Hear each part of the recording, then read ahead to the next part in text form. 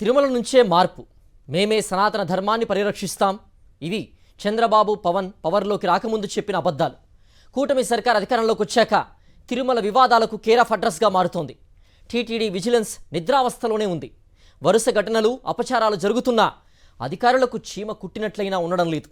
నిత్యం భక్తజన సందోహంతో ఉండే ఏడుకొండలపై భద్రత కరువైందని ఇప్పుడు మరోసారి రుజువైంది. కలియుగ దైవం అఖిలాండ కోటి బ్రహ్మాండ నాయకుడు శ్రీ వెంకటేశ్వర స్వామి కొలువుదీరిన తిరుమల క్షేత్రంలో నిఘా వ్యవస్థ నిద్దరోతోంది. విరామం లేకుండా దర్శనాలతో స్వామివారికి మాత్రం కంటి మీద కునుకు లేకపోగా భద్రతా యంత్రాంగం మాత్రం నిద్రమత్తులో జోగుతోంది.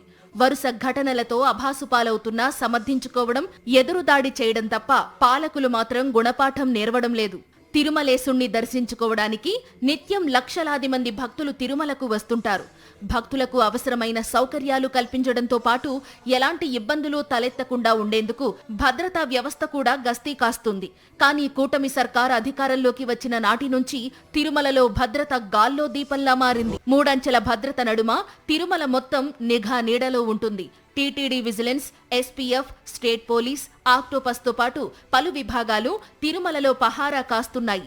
ప్రత్యేకంగా 2000 సీసీ కెమెరాలతో నిత్యం పర్యవేక్షిస్తూ ఎలాంటి అవాంఛనీయ సంఘటనలు జరగకుండా పసిగట్టే అనాలిటిక్స్ కలిగిన అత్యాధునిక టెక్నాలజీ అందుబాటులో ఉంది. శ్రీవారి ఆలయంతో పాటు ఆలయ పరిసర ప్రాంతాలు, వివిధ సముదాయాల వద్ద అత్యంత నాణ్యతగా చిత్రీకరించే అధునాతన నిఘా కెమెరాలను అమర్చారు.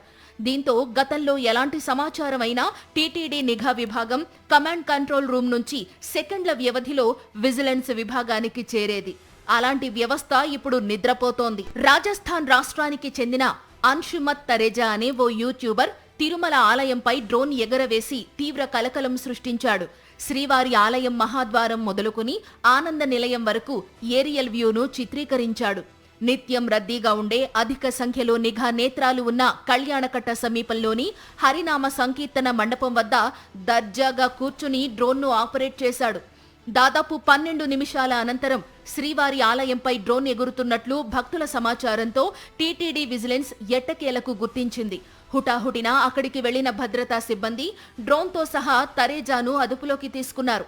2000 కెమెరాలతో నిఘా ఉన్నా, వందల సంఖ్యలో శ్రీవారి ఆలయం చుట్టూ విజిలెన్స్ పహారా ఉన్నా అంతసేపటి వరకు డ్రోన్ ఎగురుతుండడాన్ని గుర్తించకపోవడం తీవ్ర విమర్శలకు తావిచ్చింది. తిరుమల కొండపైకి ఎగ్ బిర్యానీ తీసుకుని రావడం, మద్యం తాగి ఓ యువకుడు హల్చల్ చేసిన వ్యవహారం మరిచిపోకముందే ఇప్పుడు ఈ డ్రోన్ కలకలం రేపింది. లడ్డూ ప్రసాదంపై ఆరోపణలు, తొక్కిసలాట, తరచుగా అపచారాలు, ఎందుకిలా అని పలువురు భక్తులు వాపోతున్నారు.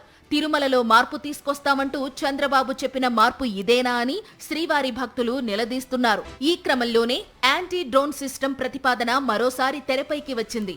ఆగమ శాస్త్ర నిబంధనల ప్రకారం శ్రీవారి ఆలయ విమాన గోపురంపై విమానాల రాకపోకలు నిషేధం. తిరుమలను నో ఫ్లయింగ్ జోన్గా ప్రకటించాలని ఇప్పటికే టీటీడీ పలుమార్లు కేంద్రానికి విజ్ఞప్తి చేసింది. ఈ అంశం కేంద్రం, టీటీడీ మధ్య నలుగుతూనే ఉంది.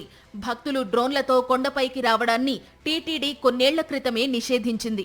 అలిపిరి భద్రతా సిబ్బంది నిర్లక్ష్యంతో కొందరు డ్రోన్లతో నేరుగా తిరుమలకు చేరుకుంటున్నారు.